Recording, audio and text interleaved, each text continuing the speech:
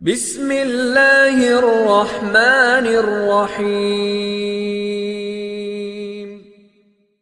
یقیناً امام حسین اور کربلا کی واقعات دل کو جھنجھوڑ دینے والی ہیں، اور ان میں موجود معجزات و نشانیوں سے ایمان تازہ ہو جاتا ہے، جس میں امام حسین اور کبوتر کی واقعی کو بھی شامل کیا گیا ہے۔ اس کا مقصد روحانی پیغام اور واقعہ کربلا کی عظمت کو اجاگر کرنا ہے۔ امام حسین اور کبوتر کا واقعہ کربلا کا دردناک قصہ۔ مدینے کی فضا اور ایک پرندہ مدینہ کی ایک پرسکون صبح تھی۔ مسجد نبوی کے صحن میں امام حسین بیٹھی ذکر الزحی میں مشغول تھی۔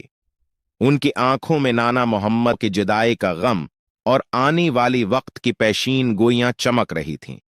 اچانک ایک سفید کبوتر آ کر امام حسین کے قدموں میں بیٹھ گیا۔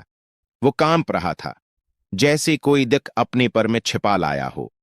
امام حسین نے شفقت سے اسے اٹھایا اور پوچھا، اے اللہ کی مخلوق، تو کیوں بے قرار ہے؟ کبوتر نے ایک معجزاتی انداز میں سر ہلایا، جیسے کچھ کہنا چاہتا ہو۔ امام مسکرائے اور ان کی آنکھوں میں آنسو آ گئی۔ کیا تو مجھے ہے؟ کربلا کی خبر دینے آیا ہے؟ کبوتر نے پھر سر ہلایا۔ کہا جاتا ہے کہ یہ کبوتر عالم غیب سے بھیجا گیا تھا، جو امام کو بتانے آیا تھا کہ وقت قریب ہے۔ حسین نے اسے آزاد کر دیا اور فرمایا، جا، جب میرے خون سے زمین سیراب ہو، اس وقت دنیا کو گواہی دینا۔ سفر کربلا کا میدان ریت سے بھرا ہوا، بیاب ہو گیا زمین کا ٹکڑا، جہاں حق اور باطل کی آخر جنگ لڑے جانے تھی۔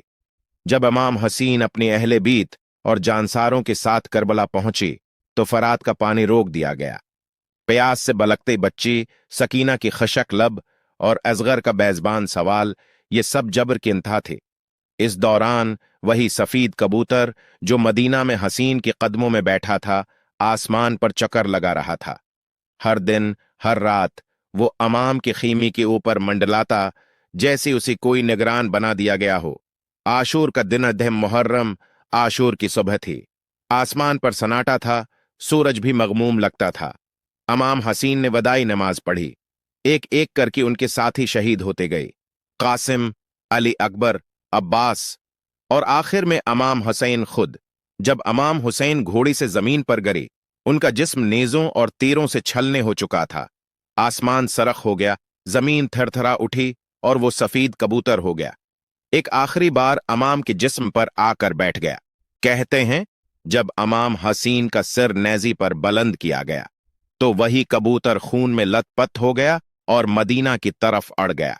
مدینہ واپسی اور کبوتر کا معجزہ۔ مدینہ کی فضا میں ایک کھرام برپا تھا۔ لوگ نواسا رسول کی شہادت پر گری کر رہی تھی۔